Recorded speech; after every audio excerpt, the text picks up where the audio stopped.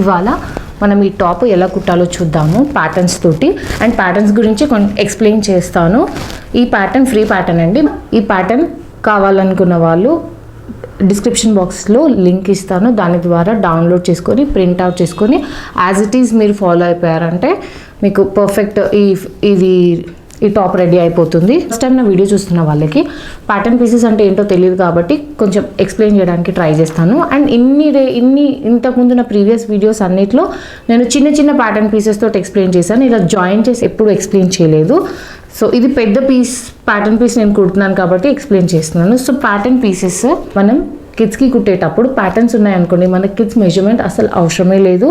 And ఇలా stitch చేస్తే వాళ్ళకి పర్ఫెక్ట్గా సెట్ అయిపోతాయి. Everything, neck, shoulders, hands, sleeves అన్నీ పర్ఫెక్ట్గా ఫిట్టింగ్ అన్నీ పర్ఫెక్ట్గా సెట్ అయిపోతాయి. రెడీమేడ్ ఫ్రాక్స్ ఇలాగే రెడీ చేస్తారు. సో ఇప్పుడు మనకి ఈ టాప్ కుట్టడానికి మనకి 3 ప్యాటర్న్ పీసెస్ కావాలి. ఇది స్లీవ్స్, ఇది ఫ్రంట్ పీస్,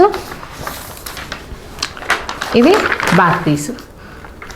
సో మీకు డౌట్ రావచ్చు, ఇవి ఇంత పెద్ద ప్యాటర్న్ పీసెస్ ఎలా ప్రింట్అవుట్ తీసుకుంటామని. సో ప్యాటర్న్స్ ఏంటంటే A4 సైజ్ షీట్ మీద వచ్చేలాగా డిజైన్ చేయబడతాయి. సో ఫర్ ఎగ్జాంపుల్ ఇలా వస్తాయి అన్నమాట ప్యాటర్న్స్ అనేవి. సో ఇది ఎలా కట్ చేసుకొని స్టిచ్ చేసుకోవాలో నేను చూపిస్తాను. ఇది ఒక A4 సైజ్ షీట్, ఇది ఇంకొక A4 సైజ్ షీట్. ఈ రెండు 2 different A4 size sheet. So ఒక దాని మీద 1/4 సర్కిల్ ఉంది, సింబల్ F అని రాసింది. ఇంకొక దాని మీద 1/4 సింబల్ ఉంది, G అని రాసింది. అలా ఆ 2 సింబల్స్ని మనం కంబైన్ చేయాలన్నమాట.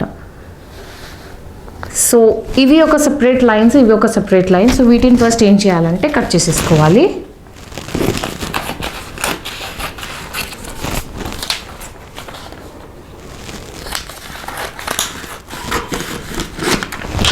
ఇలా కట్ చేసేసుకోవాలి.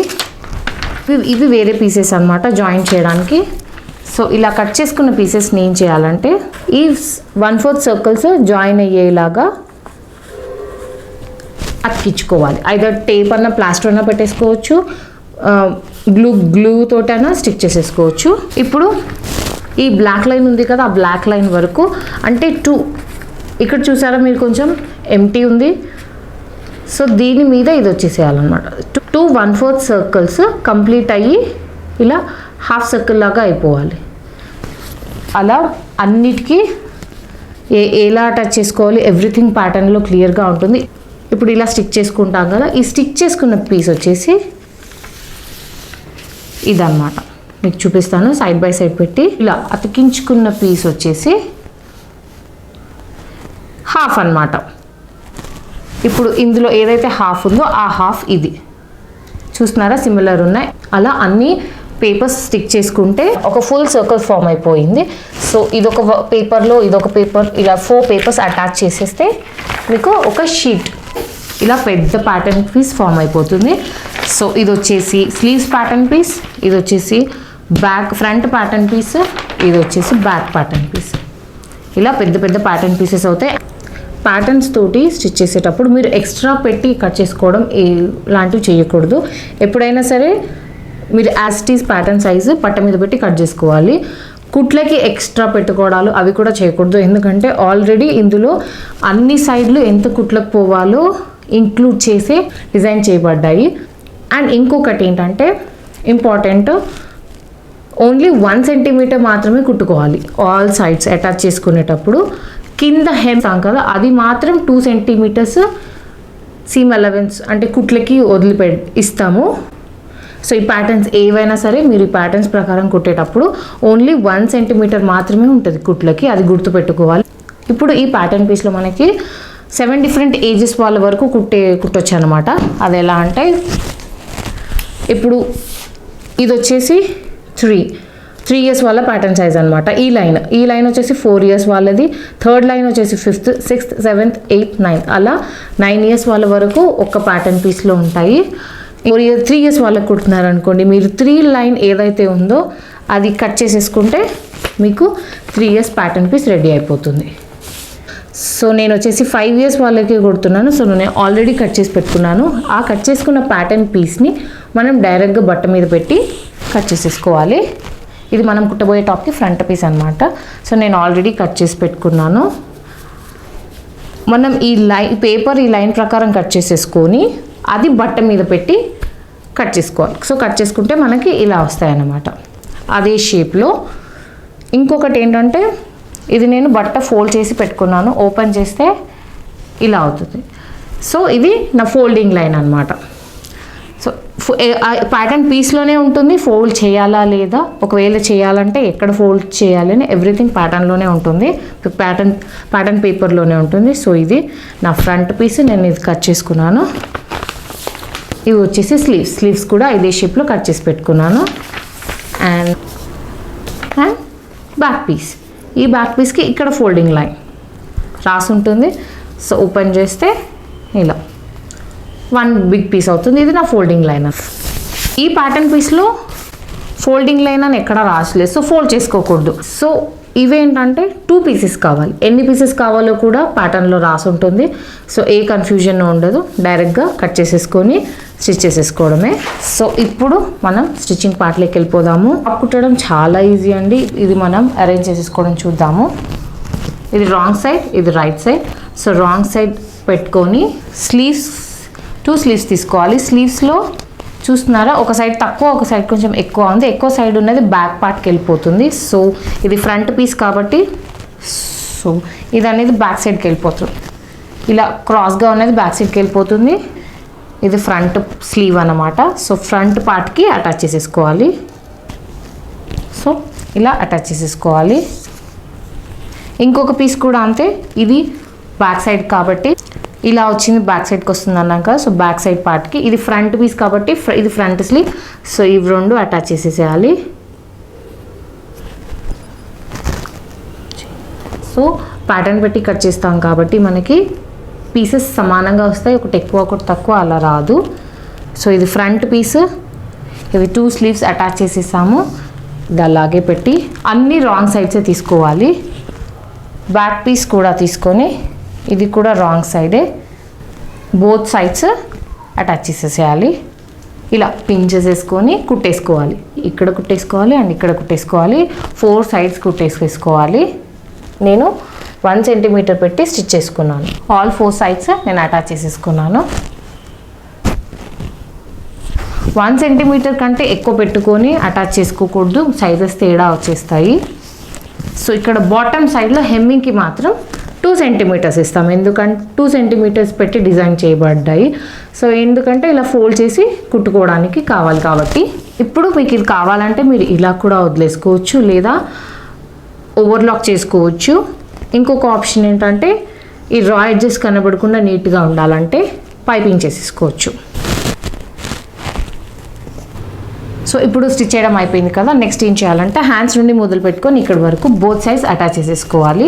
ఇక్కడ నుండి ఇక్కడికి బోత్ సైడ్స్ స్టిచ్ చేసేసుకున్నాను. ఇప్పుడు జస్ట్ నెక్కి స్లీవ్స్కి ఎలాస్టిక్ అటాచ్ చేసేసుకుంటే మన టాప్ రెడీ అయిపోతుంది. 4 సెంటీమీటర్స్ విడ్త్ ఉన్న ఒక బయాస్ పీస్ అంటే క్రాస్ పీస్ తీసుకోవాలి. ఇలా ఉంటుంది కదా. జస్ట్ ఒక సైడ్ మాత్రమే 1 సెంటీమీటర్ ఇలా ప్రెస్ చేసుకోవాలి. అలా మొత్తం ప్రెస్ చేసి పెట్టుకోవాలి. ముందే మీరు ఇది ఎంత లెంత్ తీసుకోవాలనేది ముందే మీరు నెక్ కొలుచుకోవాలి, ఎంత ఉందో మెజర్ చేసుకున్నప్పుడు. ఒక 20 సెంటీమీటర్స్ ఉందనుకోండి, 2 సెంటీమీటర్స్ ఎక్స్ట్రా తీసుకోవాలి. 22 సెంటీమీటర్స్ తీసుకోవాలి. ఇలా 1 సెంటీమీటర్ ఫోల్డ్ చేసేసుకొని పిన్ చేసుకోవాలి. పిన్ చేసుకునేటప్పుడు ఇది రైట్ సైడే ఉండాలి. అలా ఇక్కడ ఫ్రంట్ సెంటర్ నుండి మొదలు పెట్టుకొని నెక్ మొత్తం పిన్ చేసేసుకోవాలి. ఇలా మొత్తం చుట్టూతా పిన్ చేసేసుకొని కుట్టేసుకోవాలి. ఇలా నేను నెక్ అంతా అటాచ్ చేసేసుకున్నాను. ఇప్పుడు ఏం చేయాలంటే దీన్ని రివర్స్ చేయాలి. ఇలా రివర్స్ చేసాం కదా, ఆల్రెడీ ఇలా మనం ఫస్టే 1 సెంటీమీటర్ ఫోల్డ్ చేసి ప్రెస్ చేసి పెట్టుకున్నాం కదా, అది ఇలా పెట్టేసుకోవాలి, పిన్ చేసేసుకోవాలి. ఇలా మొత్తం అంతా పిన్ చేసుకొని కుట్టేసుకోవాలి. నేను మీకు అర్థం కావడం కోసం డిఫరెంట్ కలర్ పెట్టాను. మామూలుగా మీరు స్టిచ్ చేసుకున్నప్పుడు సేమ్ కలర్ పెట్టుకుంటే ఇంకా బాగుంటుంది. నేను మొత్తం నెక్ అంతా స్టిచ్ చేసేసుకున్నాను. ఇప్పుడు ఏం చేయాలంటే మనకు ఎలాస్టిక్ తీసుకొని దానికి సేఫ్టీ పిన్ పెట్టుకోవాలి అండ్ ఎంత కావాలో మార్క్ చేసుకోవాలి. ఏజ్ వాళ్ళకి ఎంత ఎలాస్టిక్ కావాలో ప్యాటర్న్లో ఉంటుంది. సో ప్యాటర్న్ ఫాలో అయిపోండి. ఇప్పుడు ఏం చేయాలంటే ఎలాస్టిక్ సేఫ్టీ పిన్ త్రూ ఎక్కిచ్చేసేయాలి.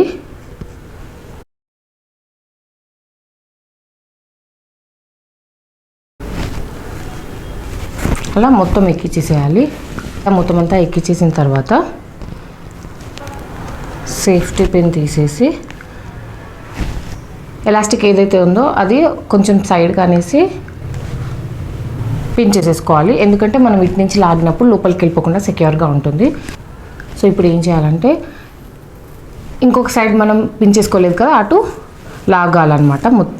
బయటికి తీస్తూ ఉండాలి. ఎందుకంటే మనం ఎక్స్ట్రా ఎలాస్టిక్ లోపలికి పంపించుకున్నాము. సో ఇప్పుడు అది లాగుతూ ఉండాలి. ఎంత లాగాలి అంటే మనం మార్కింగ్ కనబడేంత వరకు లాగాలి. మన మార్కింగ్ వచ్చేసింది, అంతవరకు లాగి కట్ చేసేసుకోవాలి. ఈ రెండు ఇలా ఉంటాయి కదా, ఇలా పెట్టేసి ఒకదాని మీద ఒకటి పెట్టేసి కుట్టేసేసుకోవాలి. 4-5 టైమ్స్ కుట్టుకోవాలి. సెక్యూర్ చేసుకున్న తర్వాత లాగిస్తే అది లోపలికి వెళ్ళిపోతుంది. ఇది కొంచెం అడ్జస్ట్ చేసుకోవాలి. నెక్ రెడీ అయిపోయింది. చూసారా నెక్ ఎంత ఈజీగా రెడీ అయిపోయిందో. ఈ నెక్ ఎలా అయితే స్టిచ్ చేసుకున్నాం సేమ్ అలాగే 2 హ్యాండ్స్ కూడా స్టిచ్ చేసుకుని ఎలాస్టిక్ పెట్టేసుకోవాలి. లాస్ట్లో ఫస్ట్ ఒక 1 సెంటీమీటర్ ఫోల్డ్ చేసుకోవాలి. తర్వాత ఇంకొక 1 సెంటీమీటర్ ఫోల్డ్ చేసుకొని స్టిచ్ చేసేసుకోవాలి. ఇంకా టాప్ రెడీ అయిపోతుంది. సో బోత్ హ్యాండ్స్ నేను స్టిచ్ చేసేసుకున్నాను. అండ్ కింద 2 సెంటీమీటర్స్ డబుల్ ఫోల్డ్ చేసి స్టిచ్ చేసేసుకున్నాను. సో నా టాప్ రెడీ అయిపోయింది కంప్లీట్గా. నేను హ్యాండ్స్ కూడా స్టిచ్ చేసేసుకున్నాను బోత్ సైడ్స్. ఇది చూసారా నేను సేమ్ కలర్ క్లాత్ పెట్టుకున్నాను. కావాలంటే ఇక్కడ ఒక చిన్న బో, సాటిన్ రిబ్బన్ది ఆర్ ఇలాంటి ఫ్లవర్ ఏదైనా పెట్టవచ్చు. లేదంటే ఇట్లా బటన్, ఇది బో చిన్నది. సో ఇలాంటి బో అయినా ఏదైనా పెట్టవచ్చు. ఇంకా అది మీ క్రియేటివిటీ. సో నేను ఫ్లవర్ స్టిచ్ చేస్తున్నాను. దీనికి పెట్టకపోయినా కూడా ఏం కాదు, పెడితే ఇంకొంచెం ఎక్స్ట్రా డెకర్ లుక్ అంతే.